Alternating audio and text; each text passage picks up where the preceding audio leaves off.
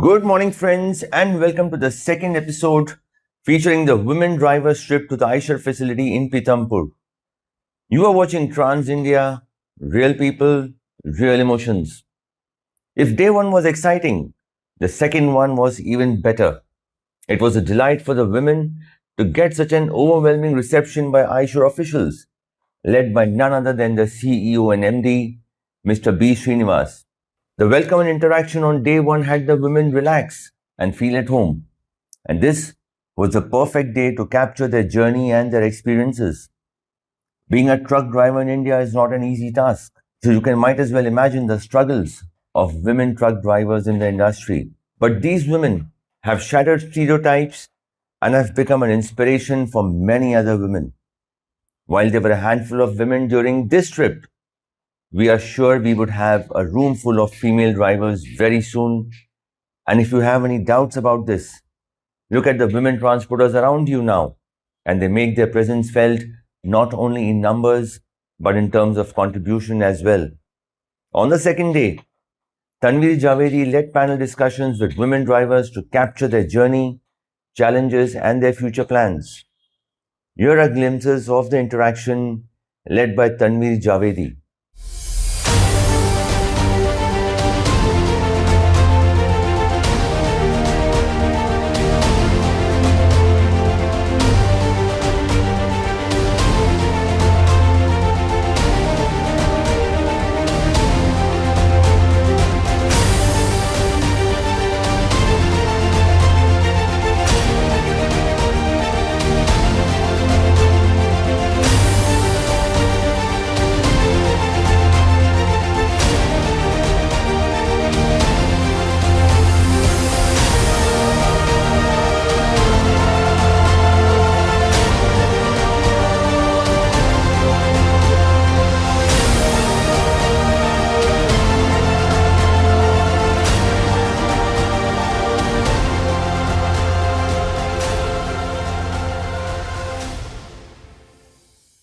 और आज का ये जो सेशन है जिस पे हम बात करने वाले हैं breaking barriers in women in trucking, तो बाधाओं को तोड़ना और वाहन चालन के व्यवसाय में आना, महिलाओं के लिए इस व्यवसाय में आना, इस मुद्दे पे हम बात करने वाले हैं आज आप लोगों से।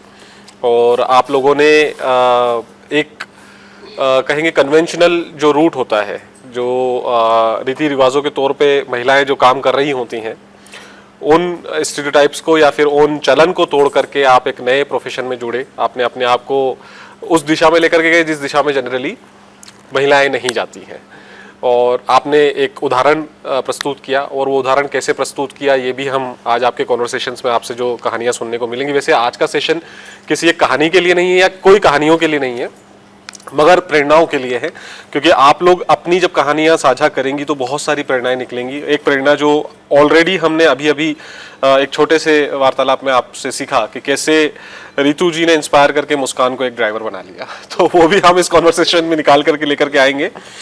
तो हम जब इसमें आगे बढ़ते हैं, सीमा जी आप जो 40 फीट कंटेनर चलाते हैं और पिछले 17 सालों से आपका ड्राइविंग का एक्सपीरियंस है, 40 फीट कंटेनर चलाना, एक हेवी व्हीकल चलाना अपने आप में एक बड़ा कठिनाई भरा काम है, जिम्मेदारी भरा काम भी है, और आपके एक्सपीरियंस को हम लोग थोड़ा सा समझने की कोशिश करेंगे। तो सबसे पहले जो मैं जानना चाहता हूँ वो ये कि ड्राइवर बनना एक आम करियर चॉइस नहीं है, ये एक नया मतलब हट के एक आपने करियर चूज किया है। तो आप ये रास्ता आपने कैसे चुना और क्यों चुना, आप इस बारे में थोड़ा सा हमें बताएं। मैं जब उस टाइम पे निकली तो इस लाइन में लड़कियां नहीं थी बिल्कुल भी, तो मुझे खुद से ये लगता था कि मैं कुछ अलग करूं ताकि और आने वाली लड़कियों के लिए वो रास्ता खुले। जो सिलाई कढ़ाई हो गया, पार्लर का काम हो गया, मेरे घर वालों ने भेजा उस पर मेरा मन नहीं लगता था। पार्लर सीखने के लिए गई, सिलाई सीखने के लिए गई, पर मैं चाहती थी कि कुछ हटके करूं। खुद से मुझे लगता था कि मैं कुछ दुनिया घूमूं धीरे धीरे करके, तो इसीलिए मैं इस लाइन में आई ताकि कुछ नया सीखूं। ये जानकर के अच्छा लगता है। और ये एक बात जो है आपकी, इस बात को यहाँ से हमको इस तरह से शुरू करना चाहिए कि रास्ते में जब कठिनाइयाँ आती हैं तो हिम्मत और बढ़ती है। जब भी रास्ते में कठिनाइयाँ आती हैं तो हिम्मत और बढ़ती है, और फिर इन कठिनाइयों से उभरने के लिए हमारी ज़रूरत भी और बढ़ती है। तो आप लोगों ने हिम्मत भी बढ़ाई है और आप लोगों ने अपनी ज़रूरत भी बढ़ाई है, तो वो साहस को ही समझने के लिए और उससे आगे दूसरे लोगों तक पहुंचाने के लिए। मेरा अगला सवाल शाहिरा जी आपसे है कि जब आपने डिसाइड किया कि आप ट्रक और बस चलाएंगी तो फिर आपके घर और परिवार का क्या रिएक्शन था और फिर क्या हुआ, मतलब वो उस रिएक्शन को आपने कैसे फेस किया? नहीं, पहला तो बोले मुझे गाड़ी मत चला, धोखे का है, वो तो रूट पर जाना पड़ता है, अकेली कैसा जाएगी, ऐसा बोले। फिर बाद में तैयार हो गए। गाड़ी चलाना मुझे अच्छा लगता है और मुझे खूब वर्ष का तो ऐसा गाड़ी मुझे चलाना, ऐसा दूसरे चलाते सो देख के मैं कब चलाना, ऐसा मेरे दिल में ये होने का, इसके वजह से मैं गाड़ी सीखी और मेरी मजबूरी भी थी गाड़ी सीखना। ओके। इसके वजह से मैं गाड़ी सीखी। मजबूरी के बारे में आप थोड़ा सा बताएंगे? मजबूरी मतलब मेरा बिजनेस ये तरकारी का, मतलब सब्जी का बिजनेस है था। तर दूसरा की गाड़ी लेके जाने की, ड्राइवर टाइम पर नहीं आने का, भाड़े की गाड़ी, भाड़ा किराया बहुत ज़्यादा था। इसके वजह से मेरे दिल में क्या हो गया, मैं खुद गाड़ी लेके गाड़ी लेना और मैं खुद गाड़ी चलाना। ऐसा गाड़ी लेके मैं चला के, मेरा लड़का 9 साल का मेरे साथ में रहने का, लड़का और मैं दोनों जने सब्जी लाने को घटप्रभा को जाना ले, उधर से सब्जी लेकर के इधर कोल्हापुर मंडी और वडगांव मंडी, ऐसा हम मंडी सब्जी लगाने के, ऐसा जरा करते करते हम यहाँ तक आ गए। सो अगला सवाल मेरा रितु जी आपसे है, आपकी शुरुआत कैसे हुई है, आप कैसे स्टीयरिंग के पीछे पहुंच गए? जैसे मैं पहले घर में ही रहती थी, मैं घर से बाहर नहीं जाती थी। 2012 में जब आज़ाद फाउंडेशन से सर राजेंद्र बंधु जी थे, वो सर्वे करने आए थे हमारे घर घर। लड़कियां ढूंढ रहे थे कि कभी उन्हें लड़कियां मिलेगी तो वो आज़ाद फाउंडेशन चलाएंगे। मेरे घर आए, बोले आपको ड्राइवर बनना है क्या? तो मैंने कहा हाँ सर मुझे ड्राइवर बनना है। तो बोले ठीक है आप फॉर्म भर दीजिए। मैंने 2012 में फॉर्म भरा था जब हमारे यहाँ सर आए थे। उसके लिए मैंने 2012 से 2015 तक वेट करा। सब बोलते थे ऐसे बहाने कर करके लड़कियों को भगा के ले जाते हैं, उठा के ले जाते हैं, तो कुछ नहीं होता है। 2015 में मेरे पास फ़ोन आया कि मैडम आप आ जाइए, हमारा ऑफिस चालू हो गया है और हम ड्राइवर बना रहे हैं। तो पापा पहले तो बहुत लड़े, ऐसा कुछ नहीं होता है और पहली बात तो घर से बाहर जाना नहीं है। तो मैंने कहा नहीं मुझे जाना है, और मैंने देखा नहीं था ना। पहली बात तो ये थी कि मैंने घर से बाहर कभी कुछ देखा नहीं था। तो रोग आके जैसे तैसे पापा को लेकर गई, ऑफिस पूरा खाली था, सिर्फ मैडम बैठे थे अकेले। तो पापा डर गए कि हो सकता है सच्ची में लड़की को अगर उठा के ले गए या कुछ कर दिया तो खानदान में नाम खराब हो जाएगा। वो मुझे बोले चल वापस, कुछ नहीं होता यहाँ पर। मैंने फॉर्म भरा, मैंने कहा कोई आए चाहे नहीं आए आप मेरा फॉर्म भर लीजिए, जब भी गाड़ी चालू होगी आप मुझे कॉल कर दीजिएगा। बहुत बढ़िया। उन्होंने फॉर्म भरा, मैं अकेली थी, वापस घर ले जाके खूब झगड़ा करा, घर से बाहर निकलना मत, नहीं तो ऐसा हो जाएगा वैसा हो जाएगा। ठीक है, गाड़ी सीखने गई, मोहल्ले वाले मुझे बोलते थे अरे लड़कियां का घर से बाहर निकाल रहे हो, भाग जाएगी। पहला शब्द उनका ये था कि भाग जाएगी, घर से बाहर निकालिए तुमने, पहली बार भाग गई तो क्या कर लोगे, तुम्हारा नाम खराब हो जाएगा। पापा उस चीज़ से और ज़्यादा डरते थे, तो मुझे घर में रखते थे कि घर में रहो। मतलब 1 साल पापा ने मुझसे बात नहीं करी, बोले नहीं जाना ही नहीं है तो जाएगी तो मुझसे बात मत करना। और छोड़ने डेली जाते थे मुझे कि छोड़ने जाना है, लेने भी आना है, पर अकेला नहीं छोड़ना है। पर जब फर्स्ट टाइम 2016 के स्टार्टिंग में और 2015 के एंड में जब मैं स्कूल में गाड़ी चला रही थी और मेरा पेपर में नाम आया, न्यूज़ में नाम आया, तो पापा इतने खुश हुए। सबसे पहले वही मुझसे बोले कि आज मेरी बेटी ने कुछ कर दिया। मतलब वो फीलिंग बड़ी अच्छी लगती है जी। आपका भावुक होना दिखता है और आपका भावुक होना बनता भी है, ये जज्बात की बहुत बड़ी कहानी है। और रितु जी, जैसे आप स्कूल बस भी आपने चलाई और आप पैसेंजर बस भी चलाते हैं। बिल्कुल। जनरली एक कार ड्राइवर भी जब अपनी फैमिली के साथ में ट्रेवल कर रहा होता है तो थोड़े बहुत शोर में भी ड्राइविंग बहुत डिफिकल्ट हो जाती है। मैं टैक्सी भी चला चुकी हूँ सर। तो डिस्ट्रेक्शन में ड्राइविंग करना बड़ा मुश्किल होता है, लेकिन आपने तो स्कूल बस चलाई है। स्कूल के बच्चों ने बहुत डिस्ट्रैक्ट किया। बच्चे भी स्पेशल थे, नॉर्मली बच्चे नहीं थे वो। मुझे जब स्कूल में लगाया था हमारे सोसाइटी ने, तो उन्होंने बोला था कि स्कूल में है, तो मैं स्कूल में गई तब मैंने देखा मैंने यार स्कूल के बच्चे हैं। जब मैंने स्कूल फर्स्ट बच्चा बिठाया तब मुझे पता चला कि नॉर्मली बच्चे नहीं हैं, ये स्पेशल बच्चे हैं जी। और जब ये हाइपर हो जाते हैं तो इनको हैंडल करना बहुत मुश्किल होता है। कई बार तो उन बच्चों ने मेरा गला भी दबा दिया चलाते वक्त, फिर भी ठीक है बच्चे हैं और वो मुझसे काफ़ी उम्र में बड़े थे जी। और मैं ही छोटी थी। तो एक लड़का दिया मतलब एक जेंट्स देते थे मेरे साथ में जब लड़कों को लाना होता था जी। और लड़कियों को लाने के लिए लेडीज़ देते थे। तो वो लेडीज़ जब मैं लड़कियों को ले जाती थी तो वो बहुत खुश होते थे कि जेंट्स उनको हाथ नहीं लगा रहा है। मतलब उनको अच्छा लगता था कि एक लड़की आ रही है और लड़की बिठा रही है तो उनको इधर उधर हाथ लगे उससे फ़र्क नहीं पड़ता था। ये चीज़ मुझे काफ़ी अच्छी लगी, तो फिर मैंने अपने आप को ठीक है यार, अच्छा है, इन बच्चों के लिए अच्छा है कि नहीं, ब्रेकिंग बैरियर्स में तो ये सबसे अच्छी बात आपने जो बताई है। जनरली हम लोग जो देखते हैं आजकल सोशल मीडिया पे जिस तरह से मजाक बनाया जाता है कि अगर एक महिला स्कूटर भी चला रही है तो कहा जाता है कि ब्रेक लगाने के लिए वो दोनों पैर अपने खोल जी, देंगी बिल्कुल। एयरपोर्ट में हवाई लैंडिंग होने वाली है, इस तरह जी, से ऐसे ही कहते हैं। यूज किया जाता है। और वहां पे जब हम आपको आत्मविश्वास से परिपूर्ण देखते हैं, इतना भरा हुआ देखते हैं कि कैसे इस तरह की आफत की स्थिति में भी आपने गाड़ियों को कंट्रोल किया है और 11 साल तक लगातार बिना किसी एक्सीडेंट तो बहुत दूर की बात है, नियर मिस हुए भी आपने गाड़ी को चलाया है, तो ये एक सराहना की बात है। अब मेरा अगला सवाल आपसे है मुस्कान जी। मुस्कान जी, आपका 4 साल का एक्सपीरियंस हुआ है आपको गाड़ी चलाते चलाते? 4 साल का आई बस का, बाकी अदर मेरे को 9 साल का 9 साल का आपका पूरा एक्सपीरियंस है। तो मैं 9 साल के एक्सपीरियंस में, इस अनुभव में आपकी प्रेरणा और आपका इस व्यवसाय से जुड़ना, इसके बारे में आप हमें अपनी पूरी कहानी बताइए। जी, मैं जब 12 साल की थी जी। तब मैं एक बार बस में ट्रेवल कर रही थी मम्मी के साथ में। अच्छा। तब मुझे लगा कि मुझे गाड़ी चलाने का मतलब बचपन से बहुत शौक, मैंने शौक में गाड़ी सीखा है। बहुत बढ़िया। हाँ, तो मुझे फिर मैं जब 18 साल की होने वाली थी उस टाइम ये आज़ाद फाउंडेशन वाला ये चल रहा था जो ट्रेनिंग, उस टाइम, तो वहाँ पर से मुझे मतलब एक सर आए थे यहाँ घर पर, तो उन्होंने बोला आप ड्राइवर की ट्रेनिंग करना चाहेंगे? मैंने जी सर बिल्कुल। तो मेरे घर से पापा ने बिल्कुल मना कर दिया था, बोलते नहीं लड़की को घर से बाहर नहीं भेजना है, पता है आजकल कैसे कैसे केस हो रहे हैं, इसलिए मुझे मना कर दिया था। बाकी मुझे मेरे घर से मेरी मम्मी का फुल सपोर्ट था जी। मम्मी और मेरी मामी का फुल सपोर्ट था। उन्होंने फिर मुझे वहाँ पर लेके गए जहाँ पे ये संस्था थी, वहाँ पे मुझे फिर वो मैडम ने बोला आप अभी मतलब उस समय मुझे 8 दिन बाकी थे, मतलब 18 साल होने में 8 दिन बाकी थे। तो उन्होंने बोला था कि आप जब 18 साल के हो उसी दिन आप, जिस दिन आपकी डेट हो ना तब बर्थडे की, उसी दिन आप आना। मैंने ठीक मैम। तो मैं फिर उस दिन गई, फिर 18 साल का मेरा पूरा फॉर्म वगैरह सब वहाँ पे फिल किया। फिर उन्होंने मुझे दूसरे दिन से ट्रेनिंग वगैरह पे बुला ली। वहाँ पे 4 मंथ की ट्रेनिंग थी। 4 मंथ की ट्रेनिंग मैंने 2 मंथ में कवर करके पूरा कंप्लीट कर दिया था। कंप्लीट करा, फिर वहाँ पे उन्होंने मुझे सर्टिफिकेट वगैरह दिए, फिर उन्होंने मेरी जॉब लगवाई वहाँ पे। फिर मैंने मैडम को वहाँ पे आई बस में देखा तो मुझे लगा कि मुझे हेवी व्हीकल चलाना चाहिए। मेरी एज हो गई थी 21 ईयर। अच्छा। तो मुझे लगा कि चलाना चाहिए। मैंने फिर हेवी व्हीकल के लिए मतलब अप्लाई किया। बहुत बढ़िया। तो वहाँ मैं ट्रायल देने गई। फिर मैंने 21 साल की उम्र में मैंने आई बस चलाना चालू कर दिया था। बहुत बढ़िया। ये एक प्रेरणा का सूत्र बना है यहाँ पे कि जैसे आपने देखा रितु दीदी को गाड़ी चलाते हुए और फिर आप गाड़ी चलाना सीख गए, तो और आपने चलाना भी शुरू किया। अब आज आप बड़ा वाहन चला रहे हैं और वो भी एक पैसेंजर बस इतने लोगों को लाना ले जाना कर रहे हैं।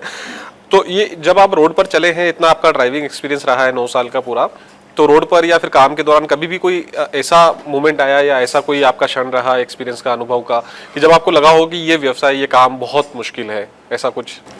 लगता है सर जब मुश्किल, तो मतलब बाकी फिर भी एक कॉन्फिडेंस था कि नहीं अपने को करना चाहिए, मतलब कोई कुछ भी बोले उससे कोई फ़र्क नहीं पड़ता है। अपने आप में कॉन्फिडेंस था एक, अच्छा, कि अपने आप को करना है, मतलब अपने पैरों पर अपने को खड़े होना है। आप क्या मैसेज देना चाहेंगे? अगर जैसे हम लोग कहते हैं कि ये बैरियर्स ब्रेक होने चाहिए, ज़्यादा से ज़्यादा महिलाएं आनी चाहिए इस व्यवसाय में, तो आप क्या मैसेज देना चाहेंगे दूसरी महिलाएं जिनको आप देखती हैं कि अगर ये एक प्रोफेशन की तरह से इसका भी चुनाव किया जाए, ड्राइविंग का भी चुनाव किया जाए, तो वो हो सकता है और ये किया जा सकता है, तो एक महिला होने के नाते दूसरी महिलाओं के लिए आप क्या मैसेज, क्या संदेश देना चाहती हैं? बिल्कुल इस फील्ड में बिल्कुल आना चाहिए, क्योंकि फील्ड बहुत अच्छी है, बढ़ना चाहिए आगे। बिल्कुल जैसे घर में ये लेडीज़ पार्लर वगैरह ये चीज़ों के कोर्स मतलब जो भी करते हैं, हाँ। बाकी इस चीज़ में आना चाहिए, मतलब बहुत अच्छी फील्ड है ये। बहुत बढ़िया। जिंदगी का एक सबसे महत्वपूर्ण कोई आपका वो एक्सपीरियंस रहा हो, अनुभव रहा हो, तो वो आप साझा करिए कि गाड़ी चलाने में एक सबसे अच्छा अनुभव गाड़ी चलाने का। कंटेनर्स में क्या क्या समस्याएं आती हैं चलाने में, वो दूसरी गाड़ियों से कैसे अलग होता है, उसके बारे में आप थोड़ा सा अगर बता दें। कंटेनर है ना, ये जो दूसरी गाड़ी होती है वो सेम जुड़ा हुआ होता है जी। पर कंटेनर 2 साइड का है एक तरीके से। पीछे अगर हम बैक करते हैं तो वो अलग कटता है, उल्टा कटता है। जी जी। तो उसे रिवर्स में बहुत ज़्यादा मुश्किल होती है। जी। एक बार अगर बैठ गया तो ठीक है, नहीं बैठा तो उसमें पूरा 2-3 बार करके करना पड़ेगा। पड़ता है, जी। पहली बार तो अंदाजा लग जाता है, बाई चांस नहीं लगा, गाड़ी है इधर उधर, तो बहुत दिक्कतों का सामना करना पड़ता है। जी। जैसे यार्ड में जाओ अगर, तो वहाँ तो बहुत भीड़ होती है, जी। ऑलरेडी इतने सारे आए होते हैं, कलमार वगैरह, हाँ। तो उनसे, और सारे ड्राइवर देखते हैं, अरे लेडीज आई है, ये बैक कर रही है, कर पाएगी या नहीं कर पाएगी, तो वो चीज़ें मतलब लगता है। फिर देखते हैं ना, अरे लगा लिया उसने तो खुद को फिर लगता है कि हाँ हम लोग कुछ अलग भी कर रहे हैं। ये जो कमेंट करने वाले और इस तरह से हंस के देखने वाले इन पुरुषों को कैसे कैसे इनको ट्रीट करती हैं आप? तो इसीलिए फिर अब वो लोग भी कहते हैं, अरे मैडम हम तो सोच रहे थे आप भाग जाओगे थोड़े दिन में, पर आप तो टिके हुए हो, ऐसे कैसे भाग जाएंगे, इस लाइन में उतरे हैं तो करके दिखाएंगे, पीछे नहीं हटने वाले। ओके। इसके लिए नहीं, जैसे ये इस तरह के जो पुरुष होते हैं तो इनको ट्रीट करने का, इनको जवाब देने का सही तरीका क्या होता है आपके हिसाब से? सही तरीका तो यही है, खुद ही समझ जाएंगे अगर हम खड़े रहेंगे, अड़े रहेंगे कि हम तो काम करके ही रहेंगे, ये हटने वाले तो है नहीं हम पीछे, तो वो खुद ही मतलब ऐसे नहीं बोलेंगे, वो देख के खुद ही वो जान जाएंगे।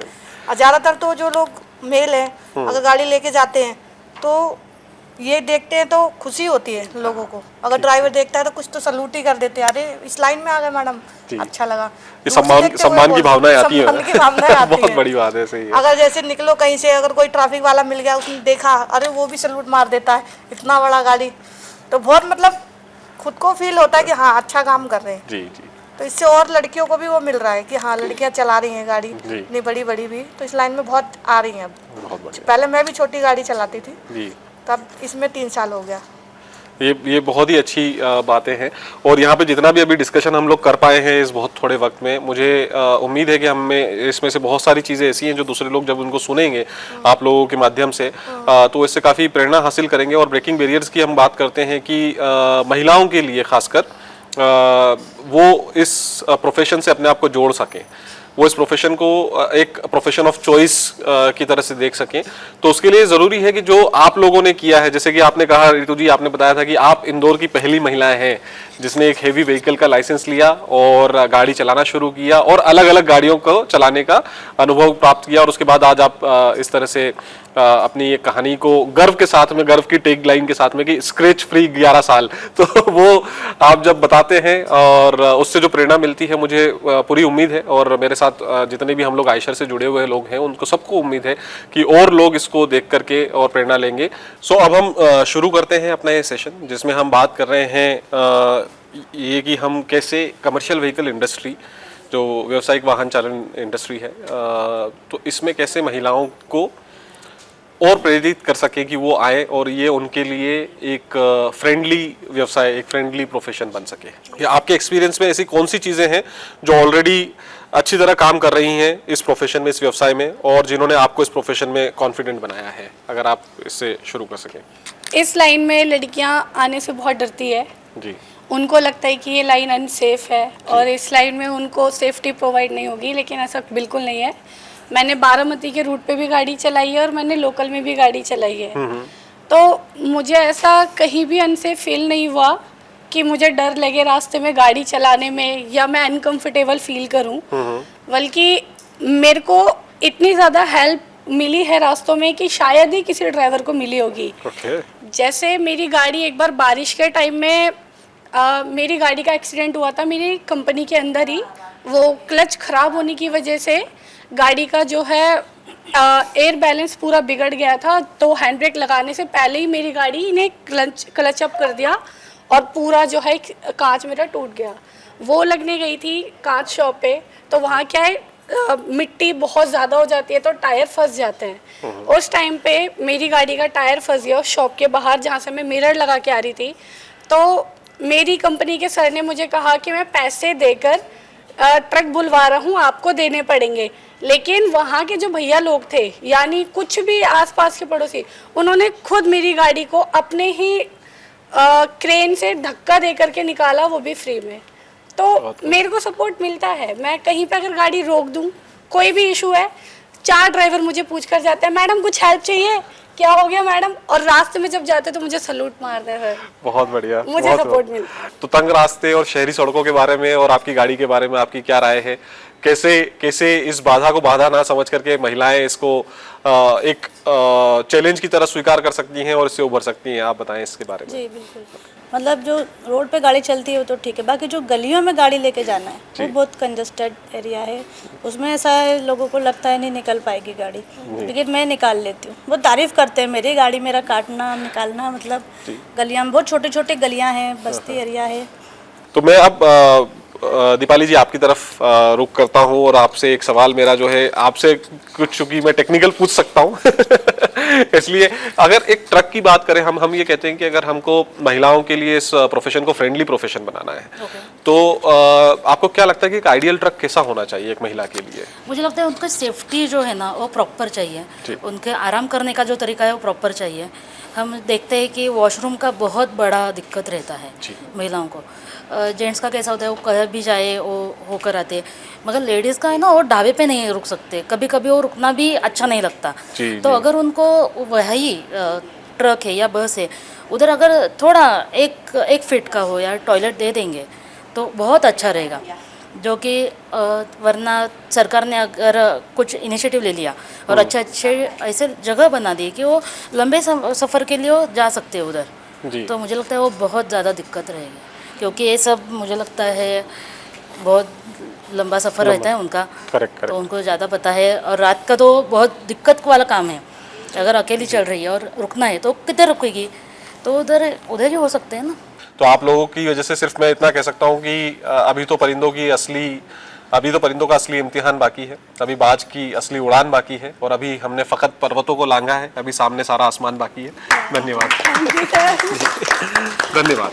या कहीं ऐसी जगह पे जहाँ टॉयलेट की या मेडिकल फैसिलिटीज़ नहीं है, वी आर फीमेल्स और हमारे मंथ में कुछ ऐसे टाइम्स होते हैं जहाँ पे हम medically we are not okay, उस टाइम पे भी आप कैसे मैनेज करते हो खुद को, घर को और जॉब को, सारी चीज़ों को?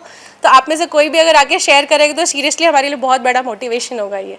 एक्सपीरियंस तो बहुत सारे हैं, शेयर करने के लिए तो बहुत टाइम लगता है, पर ये मेडिकल इशू बहुत आते हैं जब हम ऐसे प्रेड टाइम में, जब सुबह से अगर अर्ली मॉर्निंग 4 बजे ही घर से निकले गाड़ी लेके, तो स्पेशली अगर यहाँ से इंदौर से मुंबई गए या पूना गुजरात कहीं भी गए तो रास्ते में टोल टैक्स सर्च करना पड़ते है या पेट्रोल पंप सर्च करना पड़ते है। अगर किस जगह तो पेट्रोल पंप ऐसा रहते हैं कि वहाँ पर लेडीज़ वॉशरूम नहीं रहती है और गंदे बहुत रहते हैं, और वहाँ पर पानी का इशू रहता है या टोल्स पे भी नहीं रहते, तो जब बहुत प्रॉब्लम आती है, जब हम काफ़ी उस समय हमें थोड़ा सा कठिन भी लगता है और रोना भी आता है कि ये मतलब ये सारी चीज़ लड़कियाँ है कोई प्रॉब्लम है। एक लड़की को ये सब सोचना पड़ता है और देखना पड़ता है हर एक मोमेंट पे कि यार 500 मीटर पे आएगा, 100 मीटर पे आएगा, चेक करना पड़ता है कि यार अब हाँ ठीक है, अब वॉशरूम आई है, जा सकते हैं। और जाने से पहले भी पूछना पड़ता है क्या हम वॉशरूम यूज़ कर सकते हैं। और बॉयज़ तो बिंदास घुस जाते हैं, उन्हों को डर नहीं लगता है, और एक लड़की को सोचना पड़ता है, काफ़ी टाइम लगता है। और जब अपना घर छोड़ के कभी ऐसे इंदौर है, मेरा एक्सपीरियंस है इंदौर में जॉब करना, जब मैंने करा था, मैं इंदौर की फर्स्ट वुमेन्स कैब ड्राइवर बनी थी। जब तो इशू इंदौर में नहीं होता था फैमिली से, घर से वो यहीं सॉर्ट आउट हो जाता है। और घर छोड़ के बैचलर लाइफ में रहना और जॉब करना काफ़ी डिफ़िकल्ट रहता है।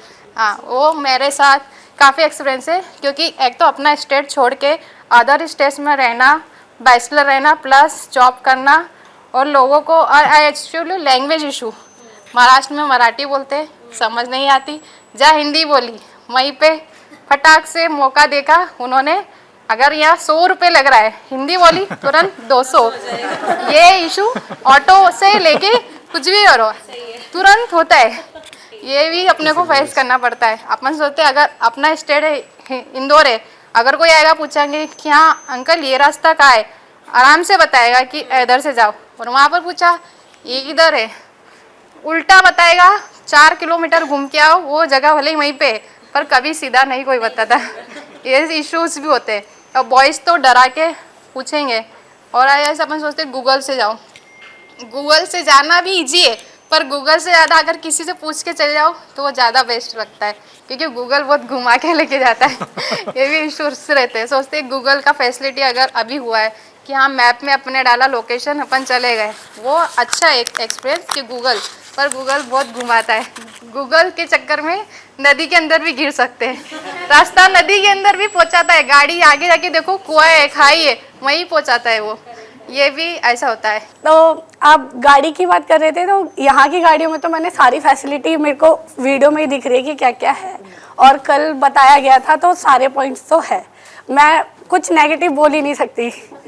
एक मिरर का मुझे बहुत ज़्यादा बेसिक लग रहा था, क्योंकि मैंने जितनी गाड़ियाँ चलाई है ना, लीलैंड की BS3 भी चलाई है, BS4 एंड BS6।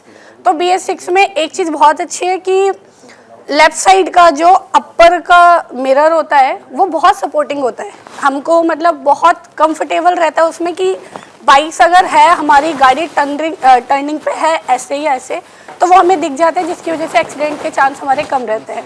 तो अगर आप चेंज करना चाहो, आपकी गाड़ी में ये चीज़ अगर नहीं होगी तो आप ये मेन पॉइंट कर सकते हो। और एक सामने का जो मिरर होता है अपर, वो कई बार कैसे BS4 में है ही नहीं, तो राइट साइड से कहते हैं ना कि एक लोहे को जोड़ के ऐसे कर दिया, और हम इधर बैठे हैं और गाड़ी का जो बोनट है वो इधर है, और 40 फीट की जो गाड़ी है उस पर सीट यहाँ रहती है, हमें नीचे का नहीं दिख पाता, कौन क्रॉस कर रहा है सडनली, जैसे ग्रीन लाइट हुई, कोई रनिंग कर रहा है, हमें वो नहीं दिख पाता, सिर्फ हेयर दिखते हैं। कई बार हमारा जो आई कॉन्टेक्ट है वो सामने बट नीचे नहीं दिखता, एक वो आप चेंज कर सकते हो। On the other side of this very short break, we see a very interesting interaction with clinical psychologist Nikita Tiwari addressing the women drivers.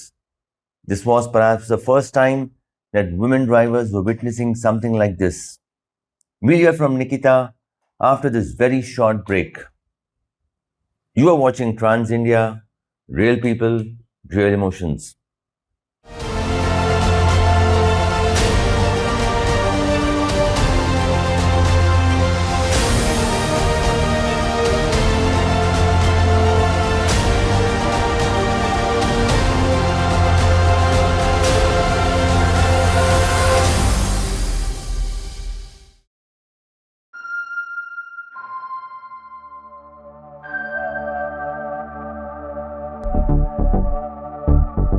कभी सोचा अगर किसी दिन सब कुछ रुक गया तो?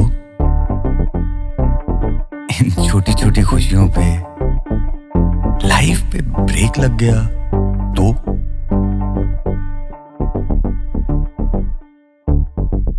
किसी ने तो जिम्मेदारी ली होगी कि सब स्मूथली चलता रहे।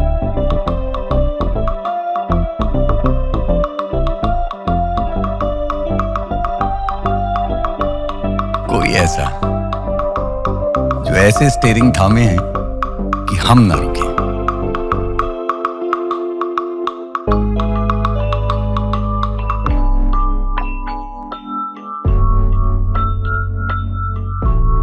जो वक्त से आगे की सोच रखता हो,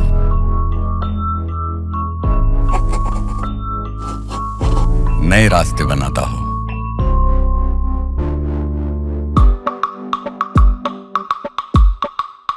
शुक्र है जिंदगी की ड्राइविंग सीट पे कोई तो बैठा है, क्योंकि जब हम चलेंगे तो दुनिया चलेगी।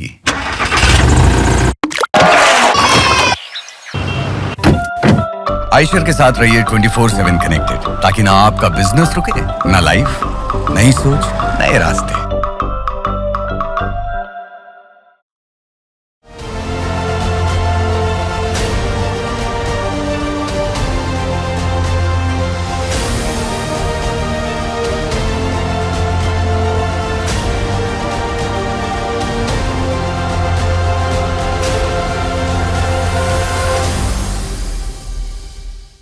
Welcome back to Trans India, Real People, Real Emotions. Here we have clinical psychologist Nikita Tiwari talking to the women drivers and telling them about a very different aspect of life and driving.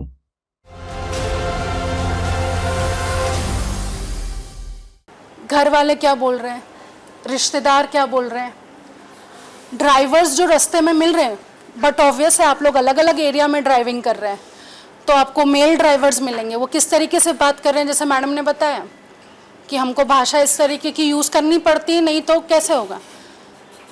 उनको भी ज़रूरी नहीं मज़ा आ रहा है ये भाषा बोलने में, उन्होंने अपनी स्किल सीख ली कि ऐसे ही बोलना पड़ेगा, अब अच्छा लगे चाहे नहीं लगे बोलना पड़ेगा।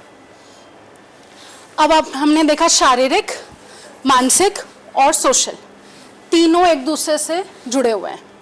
इस तरीके से तीनों एक दूसरे को बढ़ाते और कम करते हैं। अगर एक जगह तनाव है तो वो हार्मोनल डिस्ट्रप्शन भी करेगा। फॉर एग्जांपल, मोटर मालिक अगर बोल रहा है कि आपको समय पे पहुंचना है, समय पर पहुंचना है, पैसेंजर चिल्ला रहा है समय पर जाना है, जल्दी जाना, ट्रैफिक में क्यों फंस गए, जैसे 5-5 घंटे ट्रैफिक में फंसे हुए हैं, तो अब रास्ते को कवर करो, तो रश बढ़ेगा हार्मोन्स का, नींद कॉम्प्रोमाइज होगी, मानसिक तनाव भी बढ़ेगा। ये सब चीज़ों की वजह से एक्सीडेंट्स ज़्यादा बढ़ जाते हैं।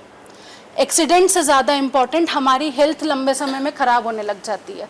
कई सारे लोगों को ज़रूरी नहीं है, मानसिक तनाव होने की वजह से, जैसे हमारे पास में बहुत सारे ड्राइवर्स आते हैं, अल्कोहल का कंजम्पशन ज़्यादा है, अलग अलग प्रकार का नशा करते हैं, चिड़चिड़ापन करते हैं। जब मैं गाज़ियाबाद के जेल में पोस्टेड थी तो वहाँ पर बहुत सारे ड्राइवर्स आते थे एक्सीडेंट्स की वजह से, और फिर उनका यही रहता था, उनकी सज़ा इस बेसिस पर कम होती थी कि तनाव इतना ज़्यादा था, परेशानी इतनी ज़्यादा थी, सोया नहीं था, इसलिए एक्सीडेंट हो गया। और ये हमको एनालिसिस करके देना पड़ता था कि हाँ ये वाकई बहुत ज़्यादा तनाव में है, मानसिक तनाव बहुत ज़्यादा है। तो इस तरीके की समस्याएं बहुत आती हैं। अब ये एक तो परफॉर्मेंस में दिक्कत हो गई, दूसरी दिक्कत जो आती है वो शरीर पर आती है। मासिक धर्म ऊपर नीचे होना, समय पर नहीं आना, है ना, बुखार आ जाना, थकान महसूस, थकावट महसूस होना, इसके बाद में चिड़चिड़ाहटपन होना, अपना बिल्कुल भी इंटरेक्शन लोगों से अच्छा नहीं हो पा रहा है, और उसमें खुद को भी ग्लानि हो रहा है फिर कि यार हम ऐसे कैसे हो गए, ऐसे तो नहीं थे। ये सारी चीज़ें होती हैं। अब ये हमने अभी तो समझा कि होता क्या है, अब कंट्रोल कैसे करना है।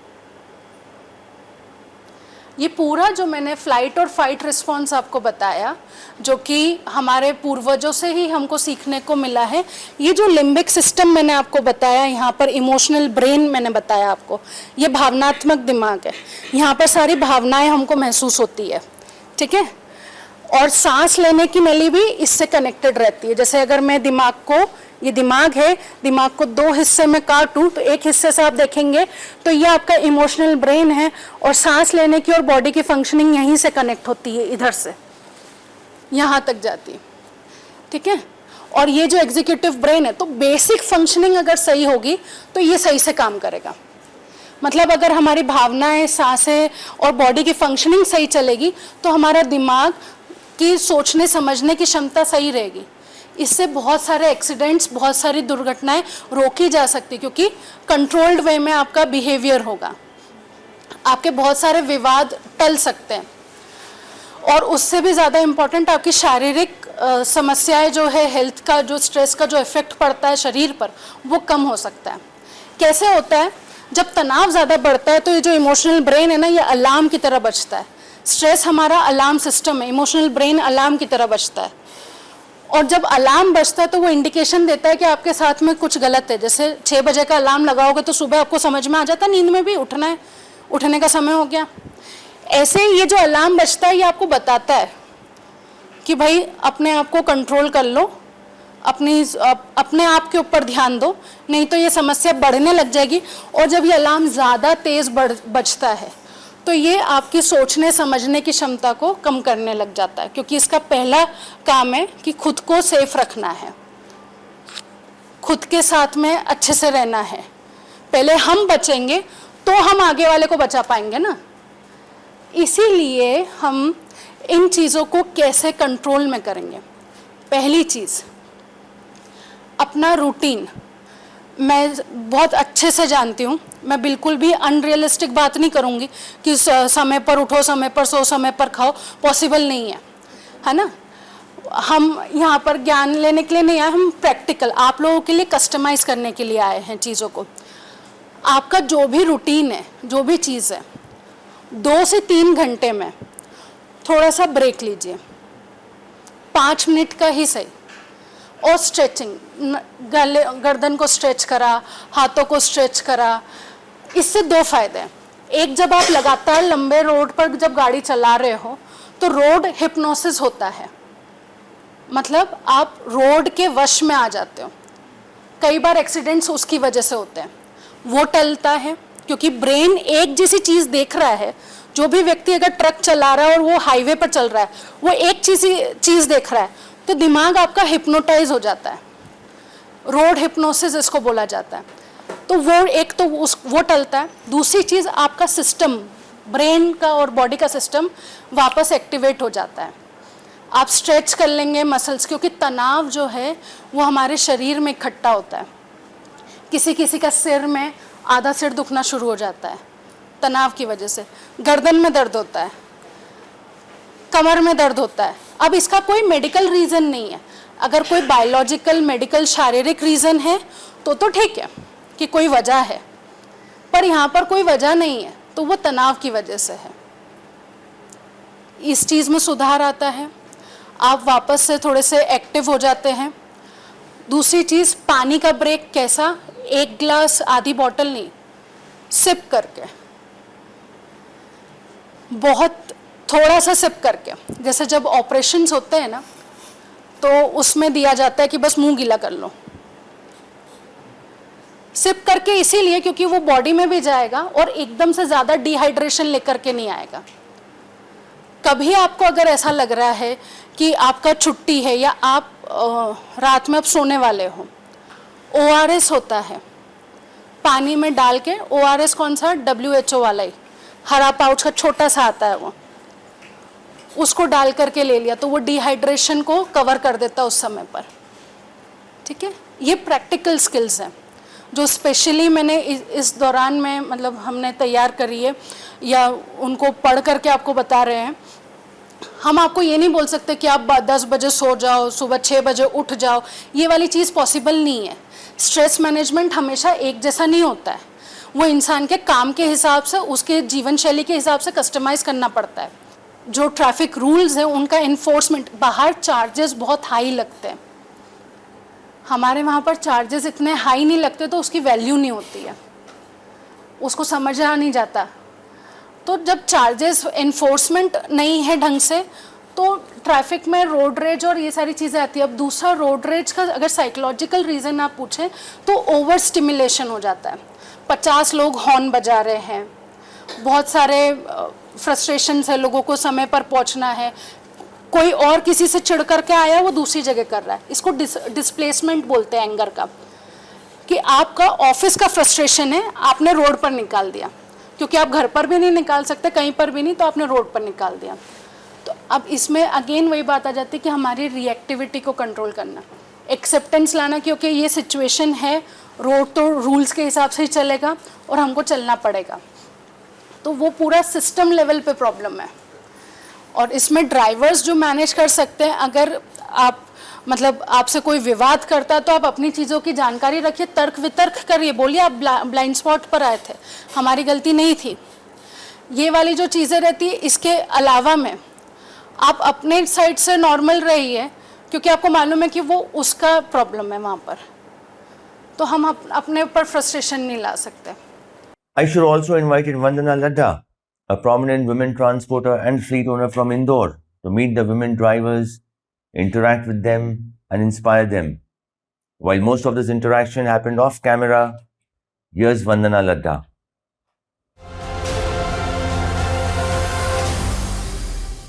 गर्व की बात है कि मेरे इंदौर के जो ट्रांसपोर्ट भाई लोग हैं, उन्होंने मुझे कहा, मैं हेजिटेंट हो रही थी, मैं जो 19 साल से इस इंडस्ट्री में काम कर रही हूँ, उसने भी कहा कि इतने सब जेंट्स हैं, 200 मेंबर होते हैं वहाँ पे, मैं क्या करूँगी। उन्होंने कहा हम आपके भाई हैं, आप तो चलो हमारे साथ। ठीक है, ऐसे शुरुआत हुई। हम पहली मीटिंग में पिछले साल अप्रैल में कसौली में गए थे, सारे जेंट्स, हम 2 महिलाएं, 200 में हम 2 महिलाएं। लेकिन मतलब मैं जब इंदौर से गई थी, मैं सही बोलूँ तो मैं थोड़ी सी घबराती हुई गई थी कि मैं वहाँ क्या करूँगी। चलो ठीक है, अब मेंबर तो बन गए, जाना तो पड़ेगा। लेकिन सब लोगों ने इतना अप्रिशिएट किया और इतना हम लोगों से बात की कि आप लोग कैसे संभालती हैं, आप कैसे करती हैं, उसने हमको बहुत कॉन्फिडेंस दिया। तब मुझे लगा कि शायद इतने सालों बाद भी मुझे इस बूस्टअप की जरूरत थी। The day ended with women finally getting to drive Aishar trucks. As drivers, I'm sure they would be itching to get a feel of brand new trucks right from the production line. Here are some glimpses of the same and the reaction of some of the women drivers.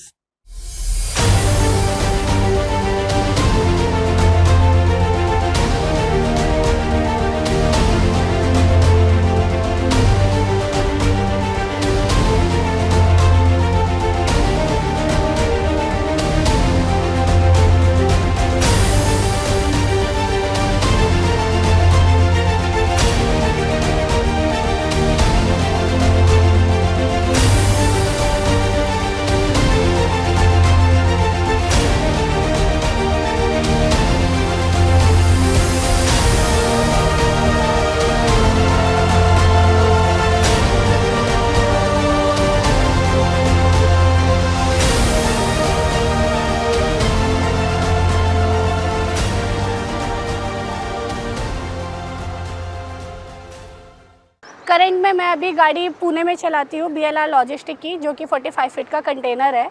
और अभी मैं इस time Eicher company में हूँ। यहाँ की मैंने बस एंड ट्रक को अभी ट्राई किया है और ये बहुत ज़्यादा कंफर्टेबल है। इस गाड़ी की जो है क्लच ब्रेक वो बहुत अच्छे, एकदम स्मूथ एंड कंफर्टेबल है। अगर जैसे आप गड्ढे पे गाड़ी को चला रहे हैं तो कई बार आपको क्या है, क्लच बैलेंस का जो आपका बैलेंस है क्लच ब्रेक पे पैर का, वो बिगड़ता है। इस पे आप आराम से उसको कंफर्टेबल से बैलेंस कर सकते हैं। जैसे कि क्लच ब्रेक करना वो बहुत इजी है, कंफर्टेबल है। स्टीयरिंग इसका एकदम सिंपल है। आपको अगर कटिंग करनी है तो आप नॉर्मली कटिंग कर सकते हो, तुरंत कट हो सकती है। मेरा नाम सीमा है, मैं पुणे में ट्रक ड्राइवर हूँ, 40 फीट का टेलर चलाती हूँ। और इस टाइम पे मैं इंदौर में हूँ, जहाँ पे इनका मैन्युफैक्चरिंग है और इनकी गाड़ियाँ बनती हैं यहाँ पे सारा। मैंने ये सब देखा किस तरीके से बनती हैं। इनका बहुत अच्छा है ये सब कुछ बनाने का पूरा प्रोसीजर। और मैंने इनका टेस्ट ड्राइव भी करके देखा, मुझे मौका मिला इस चीज़ का, गाड़ी के बारे में बताने का। तो बहुत ही कंफर्टेबल गाड़ियाँ हैं इनकी। मैंने ऑटोमेटिक डिपर चलाया है, वो तो सबसे बेस्ट लगा है मुझे। Thank you so much. मेरा नाम शाहिरा पठान है, मैं कोल्हापुर से हूँ। मैं अभी आइशर कंपनी में आई हूँ। आइशर कंपनी बहुत अच्छी है। मैं अब इंदौर में आके 2 दिन हुआ, इनके सर्विसिंग वो सब बहुत अच्छा है, गाड़ी भी बहुत अच्छी है। आइशर का 2 दिन का एक्सपीरियंस बहुत अच्छा रहा। बहुत बढ़िया उन्होंने ऑर्गेनाइज किया था, जिसमें बहुत सारे पैनल्स डिस्कशंस थे और बहुत सारे लेक्चर्स थे। जैसे कि हम बता सकते हैं कि पैनल डिस्कशंस में हर एक का एक्सपीरियंस अलग अलग था। आइशर के जो ट्रक है उसके बारे में अगर कहने के लिए जाए तो बहुत अच्छे ट्रक है। एमटी में तो बहुत अच्छा है, बस साइज़ में बड़ा गाड़ी है, मगर बाकी तो एक्सपीरियंस कार जैसा ही रहता है।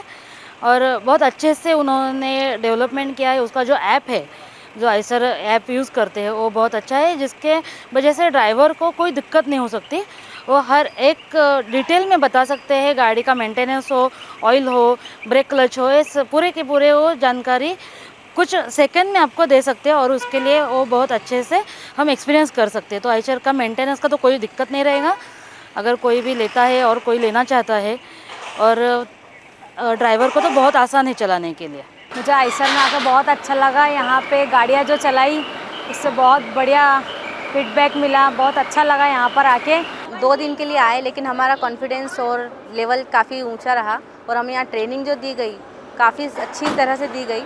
और जो ट्रैक पे हम गाड़ी भी चला रहे हैं वो भी हमें काफ़ी अच्छा लगा कि हमें अलग अलग तरह की कई गाड़ियाँ देखने को मिली, चलाने को मिली। और काफ़ी अच्छा एक्सपीरियंस रहा आइशर में आने के बाद। नमस्ते, मेरा नाम अंकिता है। मैं आज आइशर कंपनी में प्लांट में विजिट पे आई हूँ। मैंने ट्रेनिंग लिया, मुझे काफ़ी अच्छा लगा। और यहाँ पर आके मुझे ड्रीम था काफ़ी दिनों से कि मुझे 12 चक्का चलाना है, और आज वो मैंने आइशर में आके मेरा ड्रीम पूरा करा और मैंने आज 12 चक्कर गाड़ी चला के देखा और मुझे काफ़ी अच्छा लगा। और गाड़ी काफ़ी मस्त है, काफ़ी सॉफ्ट चलती है। यकीन नहीं था कि इतनी बड़ी गाड़ी भी इतनी अच्छे से चलती है। 2 दिन के ट्रेनिंग में मुझे बहुत अच्छा लगा। मेरा नाम रूपांजलि वर्मा है, मैं नगर निगम की अशोक लीलैंड गाड़ी चलाती हूँ। और यहाँ बड़ी गाड़ी, ऑटोमेटिक गाड़ी आज चलाई है मैंने पहली बार, 12 पहिए की। बहुत अच्छा लगा मुझे ऑटोमेटिक गाड़ी चला के, अच्छा अनुभव। और बहुत सारी चीज़ें सीखने को भी मिली हमको, यहाँ पर बहुत सारा अनुभव मिला हमें।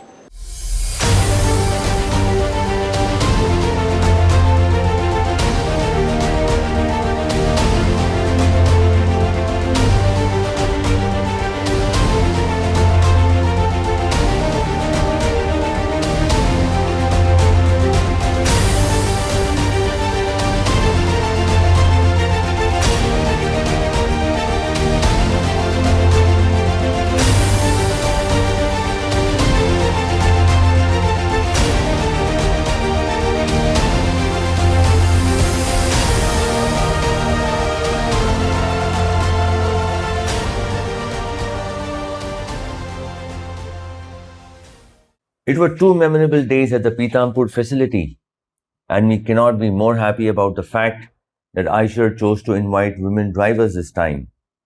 This is not just respect for the women drivers, but for the drivers community on the whole. We have a very interesting conversation coming up next week with AMTC stalwarts talking about issues in their zone as well as the country on the whole. Malkeet Singh Bal talks about the notification removing the mandate for cleaners in trucks. Dr. G.R. Shanmugappa addresses concerns of installation of VLTD in trucks, and Dr. Harish Sabharwal speaks on the preparation of a nationwide strike on the issue of e-challan and toll tax.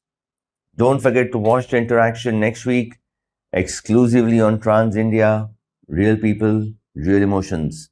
Until next week, stay safe and drive safe. Jai Hind.